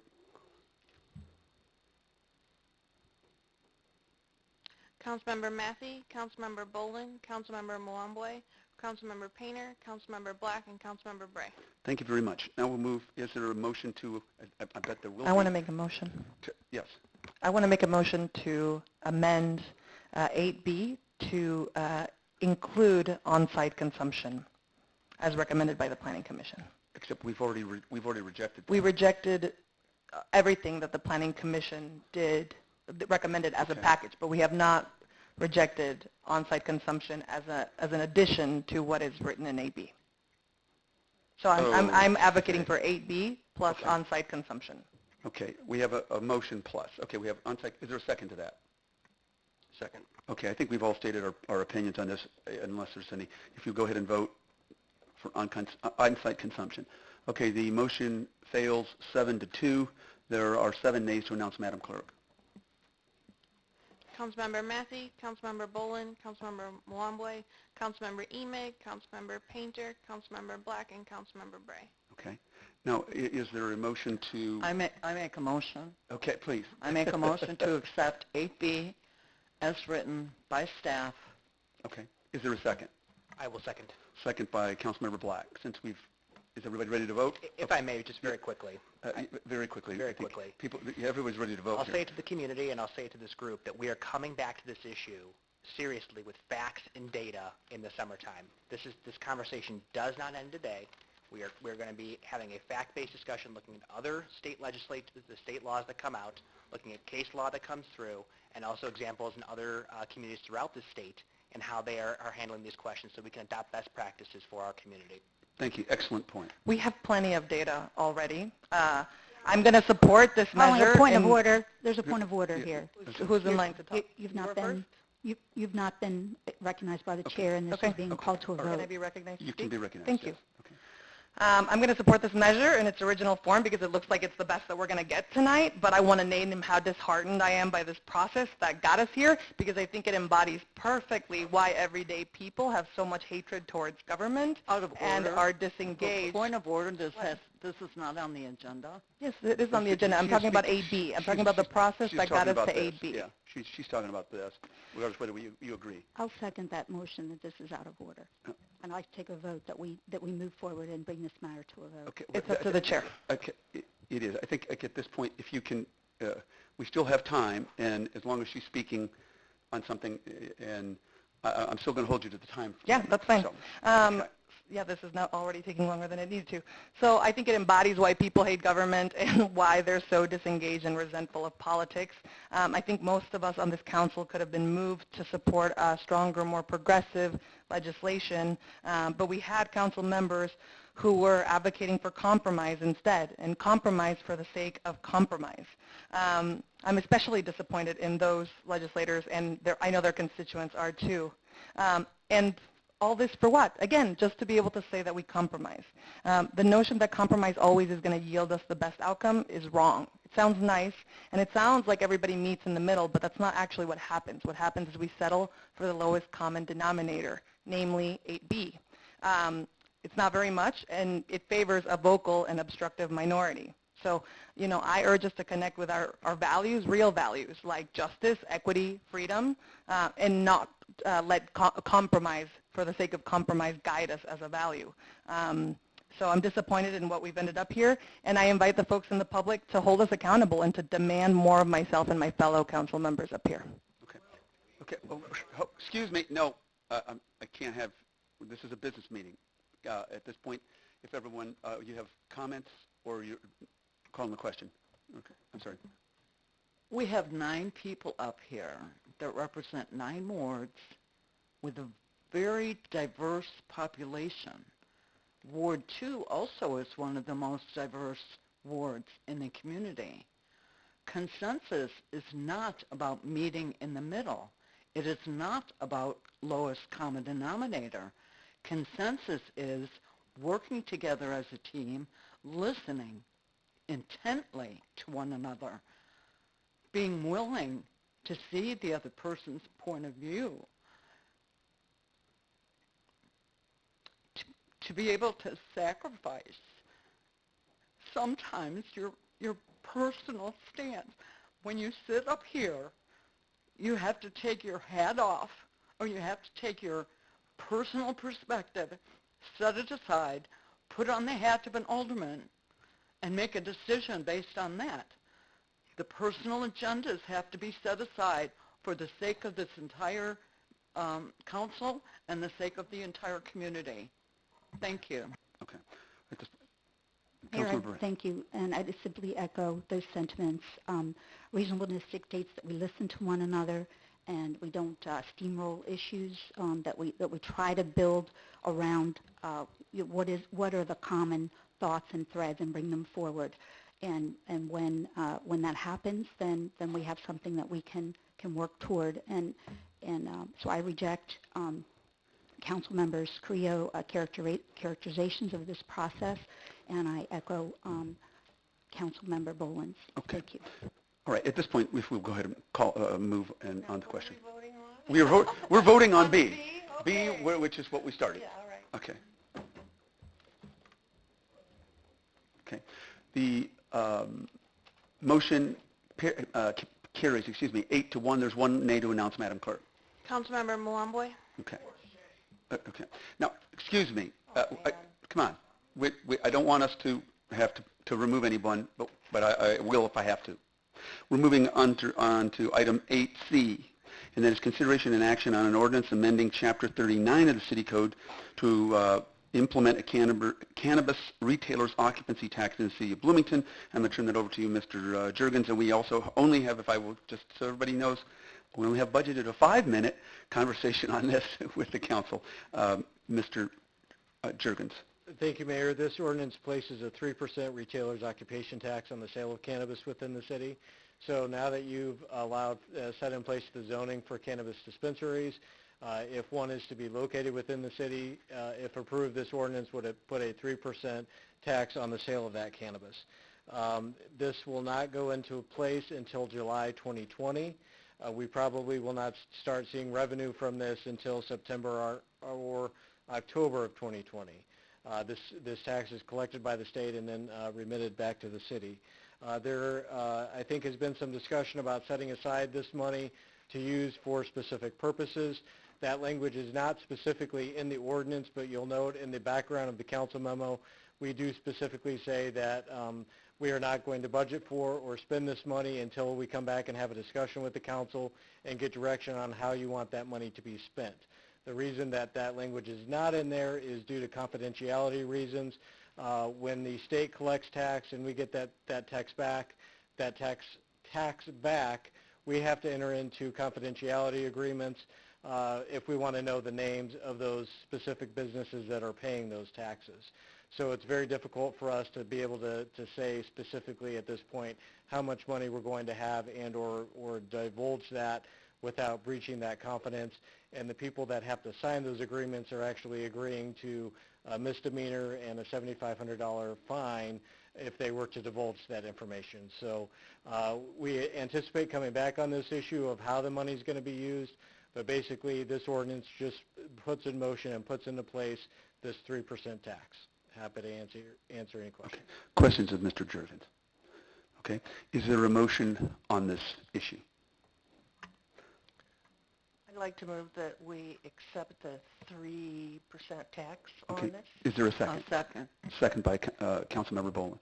Any further discussion? Seeing none, if everyone will go ahead and vote.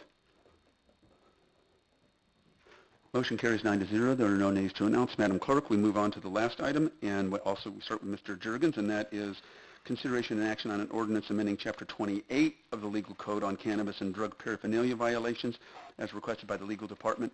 Mr. Jurgens, I'll turn that over to you. Thank you, Mayor. As you said, in a few days, cannabis will be legal in certain amounts for the state of Illinois. This ordinance updates our city code to take that into account. Right now, it's an ordinance violation for anybody to possess 2.5 grams or less of cannabis. Those that possess more are subject to, criminal violations and being referred to the state's attorney's office. This ordinance provides that it's an ordinance violation for a minor to possess or consume cannabis, for an adult to possess cannabis outside the legal limits, to possess cannabis in certain locations as set forth in the law, to sell cannabis to someone under the age of 21, to unlawfully consume cannabis in certain locations, and then to possess cannabis plants if you do not have the proper medical prescription, up to 5 plants. Currently, our ordinance has a $250 fine for these violations, so we carried forward that $250 fine. Understand that there may be an amendment to lower that, but that's what is in the ordinance that's in the packet. This ordinance also updates the drug paraphernalia provisions. It separates out into a new category as defined under the law, cannabis paraphernalia. Under this ordinance update, it will be illegal for minors to have cannabis paraphernalia. However, if you're 21 or over, it's not an ordinance violation. And then for other paraphernalia, it just follows the Drug Paraphernalia Act.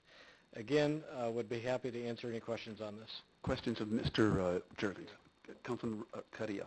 I'd like to make an amendment. So excuse me, we don't have an amendment yet. You want to make a motion? I want to make a motion to amend 8D. 8D, okay. Go ahead. Yes, and I believe you all have the language before you. But to me, it feels like it's important that if we are not providing safe, responsible spaces for people to consume cannabis, then the minimum that we can do is to minimize the harm that will come to people. And then we also should evaluate whether punitive measures have done anything to reduce drug use or alcohol use in the community. So to me, there is something different in terms of intent between selling cannabis to a minor that's not supposed to have it versus, public use, if you're on your front porch and your neighbor calls the police on you. And so the amendment that I'm recommending would make it so that paragraphs A, so this is under 28190A. It is, yeah. So if folks have had a chance to review it, then I don't need to restate it. But essentially, the fine would move to $100 or 8 hours of community service for one of those, for all the infractions except for selling to a minor or transferring cannabis to people who aren't supposed to have cannabis, and cultivation of plants. And it would increase those fines to $300. Yes, correct. So the only thing that you are proposing to change then is to reduce the fine from $250 to $100 or community service for consuming cannabis within public view, for, what are the other two? So the $100 fine would apply for persons under the age of 21 that are consuming or possessing cannabis. And then if you're an adult and you possess more than the legal limit, it would be the $100. If you're doing it unlawfully at an unlawful location, it would be $100. And then if it's the cannabis plants, if you have more cannabis plants, that would be $150 per plant.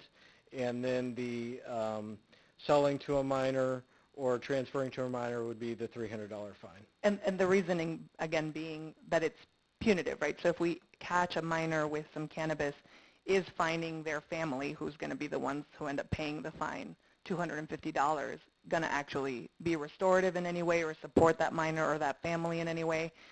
My sense is no, and so we would want to, have it in writing that the first option is 8 hours of community service, which would do, I think, everybody a lot of good. And then if they can't do that, then a $100 fine. And the city does have a community service program, so that would apply anyway, but this, as Councilmember Carrillo said, goes ahead and puts it out there, out in front.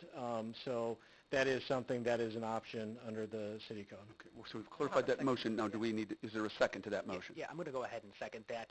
Just for clarity to my fellow council members, that this is in front of you as this document. We did connect with staff today, and they were kind enough to put this together for us.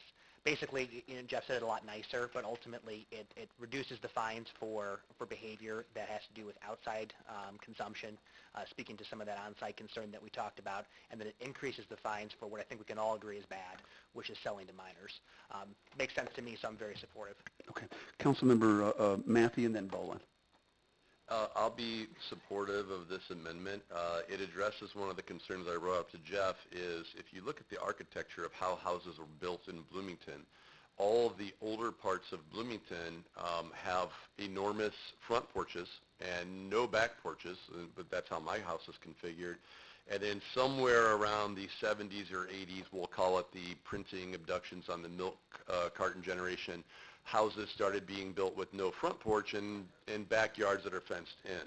A lot of studies have shown that Americans became afraid of a disproportionate amount of child abduction and having to fence in their children all the time, right about the time that people started printing missing children pictures on milk cartons. It's a weird study. And so what that means, though, is that people in the older parts of town whose all their patio furniture and everything are sitting on their front porch might be treated differently under the original amendment than people who actually have a back deck. So I do appreciate these changes and how we view that. If somebody's sitting on in their property and they might be viewable across the way, it does not seem the same to me as people walking down the sidewalk. So thank you for this amendment, guys. Councilmember Bolin, we're out of time, but is yours quick? It'll be quick. Okay. When I was reading through this particular section, the same idea came to mind. It was like, we're going to penalize these people, just for smoking on their front porch. We need to kind of limit that, and I thought we would amend it on the floor. I didn't realize this was coming, so. Okay. Thank you. Okay. Well, at this point, if everyone will go ahead and vote on this motion and second. Motion carries 9-0. There are no nays to announce, Madam Clerk. Okay. Thank you all very much. As Mr. Gleason said from the very beginning, this is obviously probably one of the most contentious and divisive issues that this council had to deal with in a very, very long time. And certainly for about roughly half the council that's new, this has been probably by far the most contentious issue. So I want to congratulate the council for working on this and representing their constituents in the way that they saw fit. And thank you, Mr. Gleason and staff, for working this long, tortured journey with us. And so I'm going to turn that over to you for city manager's discussion. Thank you, Mayor and Council. I've got 5 items. First one is the monthly finance director's report. Scott, there you go. We'll have somewhat of an abbreviated report this evening since we're early in the month with the 2 council meetings back-to-back. Not all entries are in, so we'll just be reviewing the major tax revenues and the general fund statement. First of all, I'd like to remind the public that the presentation is available now at noon on the website. The easiest way to access that is just by going to the agenda and clicking on the link that's included with the agenda. Otherwise, you can navigate through the website by hitting Documents, Finance, and then the Budget, and it's very intuitive after that, monthly budget reports. Once again, we're experiencing positive trends. They're continuing. Probably a good indication of the economy, the local economy, and the national economy. I'm not going to run through all the numbers tonight. Next month, I want to kind of dig into the hotel-motel tax. We're $102,000 ahead of budget, $89,000 above prior year. Reached out to our local tax manager. There was an indication that one of the hotels was doing a lot of renovations last year. This year they're in full stream, but I want to get some background on that and kind of highlight that line item. I'm just really happy to see, I mean, it's a $1.6 million budget, not one of our larger categories, but it's been one that's declining, and so it's kind of good to see that that's not continuing that downward trend. So really the only one we're experiencing a downward trend on is that telecom revenue line, which is part of utility tax, and it's just continuing to go down. I mean, we're working on the FY21 budget, and that one's going to take a hit next year, but everything else really trending positively. I'm going to work with Scott Sprouse from IS. He was mentioning that we need to try to expand this so it's easier to see. Probably a little bit too much information, but maybe there's something we can do to change the font. So just wanted to hit that before I started with this. From a real high level, we went into the year with a budgeted use of reserves of the $1.1 million. I'm going to jump down to the bottom.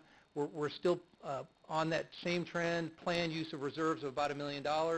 Some of the categories are changing somewhat, but as I mentioned last month, major tax revenues are really trending positively. So our projection column, we're showing a projection of $1 million ahead of budget for that.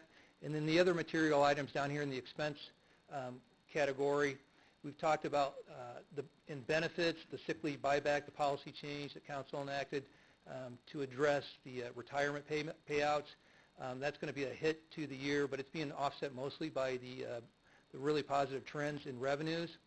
The contractual lines, I wanted to highlight that the reorganization of the legal department and bringing some of that in-house, that was contractual payments to Sorling, so that's going to move up into salaries for the last 4 months of the year. I don't have an offset in salaries right now because we're under trend in salaries, so there's no adjustment to the projection right now for salaries. So that's the highlight on that one. And then commodities, something that came before council, I believe it was the last meeting, was that increase in rolled stock costs. It's doubling. So we know that's going to be a hit to commodities, and we'll dial this in as the year progresses. And then the last item in the capital expenditures, part of that was the HVAC project for the Creativity Center. It's coming in under budget, so we know about that right now. So as the year progresses, we'll start adjusting each of these line items more and more, but those are the ones we know about right now. So still projecting just that $1 million use of reserves for the year. And I don't have an enterprise fund exhibit because we don't have all those entries in. The arena, we don't have their information yet, so that concludes the report for this evening. Any questions? Questions of Scott? Yes. Scott, I was just going to say, if you format that as a 6x9 instead of a 4x3, it'll fit on the page and we can read it better. I think that's what Mr. Sproul said to me earlier. So. Okay. Thank you so much. Mr. Gleason? Item B is new employees for this month. Where are we at, Scott? Make that thing bigger, will you? We have Shirlane Emmons that started in the clerk's office. Doug has started in Public Works as a civil engineer too. And then Ann has started with community development. Again, this is a practice at the committee of the whole. Absent a committee of the whole this month, we are doing it here at the council meeting. So excellent addition to the city. Just wanted to share that with council and the community, the new faces. Next item, events. Here we go. But also wanted to speak in addition to this, and some might be up there, the downtown planners getting ready for the Christmas season. We're decorating those more than we have in the past. A lot of positive comments. Also, the downtown farmers market is this Saturday, but it's at the Grossinger Arena from 9 to noon. And join for our favorite local market vendors along with Santa, who is sponsored by the NAACP. This year's holiday market has expanded to the arena floor with a total of 36 vendors, which is larger than it has been in the past. McLean County Arts Center is still hosting its annual Holiday Treasures event until the end of December. And then January 1st Friday, which is actually on January 3rd. There it is, hands-on art up in the sort of top left-hand corner. And then indoor farmers market will be held on Saturday, January 25th from 10 a.m. to noon, also at the arena. Last item, and it's an important one. Next council meeting is not till January 13th of 2020. So with that said, we got about a month off, and there's a couple of important things that happen in between now and then. Just want to wish council and especially the community happy and a safe Christmas and New Year's. Thank you. Thank you very much. And actually, other than once again to congratulate the council on dealing with a very contentious issue, I also want to say Merry Christmas, Happy Holidays, and Happy New Year. Councilmember Matthew, we'll start around the dais. I'll just say ditto on the holidays. I also wanted to say thank you to community development and the rental inspection program for helping with some issues and a couple of residents this last month. So thank you to that staff. That's been important. I wanted to mention that the Route 66 Esports Tournament is coming up at the arena. It's on January the 17th. And we combine that with the Bloomington Normal Video Game Convention. So we're hoping to have upwards of 1,000 attendees at that. There's going to be a ton of things for kids to do. If you've got children, the tickets are available and on sale for that. I'm part of the organizer committee for that one. And it's a ton of people who are working together. Nobody gets paid for that at all. It's just for the benefit of the community. And then the final thing is I actually had a question, if I could, of Mr. Karch. I've been getting a lot of questions of what's going on with the leaves. So if you was wondering if you could give us an update. So he is not alone. Yeah, this one's yours, Jim, not mine.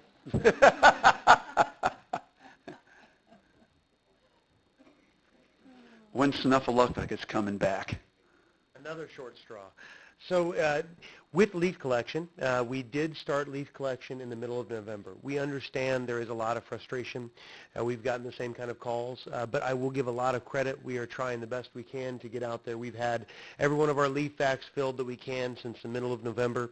So it is just over a month that we've been out there. We've gotten through everywhere at least once, but we've heard a lot of things. It's been 3 weeks since you've been through, and that can be the case. Every year, as long as I've been a director, we always get beyond the 2-week time frame during the fall season. But with the weather turning, unfortunately what's going to happen next week is we are going to be breaking down the leaf vacs. The temperatures are just such that they are not effective. We still do leaf collection year-round in the city of Bloomington. A lot of communities shut down. A lot of communities have a limited window for the season in which they collect leaves. We do it year-round. It just becomes less effective whenever we only can utilize our end loaders to rake them into the street. Our crews do pick them up and put them in chutes and collect them. So again, a lot of credit. Our crews really are trying to, they see them out on the street as well, and they realize that. So we are trying to keep up as best we can. One of the tools we have been using, I just sent an email back there for us to update again our map. We've been trying to keep that updated so at least people can be forecasted on where we're at and where we're going, at least for a week period. We do the best we can to forecast, and the reason for that is, you know, I'll give Center Street as an example. I had a superintendent driving down Center Street over the weekend, and he almost pulled his hair out thinking we were just here, and the people were raking the leaves out to the curb right behind us. So that can happen, and again, it is that time of the year. We will continue to do the best that we can with it. Thank you. And I'll also just, since we're on camera, I'll just put a shout out that everybody that has a sewer inlet near their house, just poke it with the leaf rake and make sure that it's clear so the water can drain. Okay, anybody else? Again, thank you very much. We don't have any in executive session, correct? So is there a motion to adjourn? So moved. With enthusiasm. So moved by Councilmember Carrillo and seconded by Councilmember Painter. All in favor signify by saying aye. Aye. We are adjourned.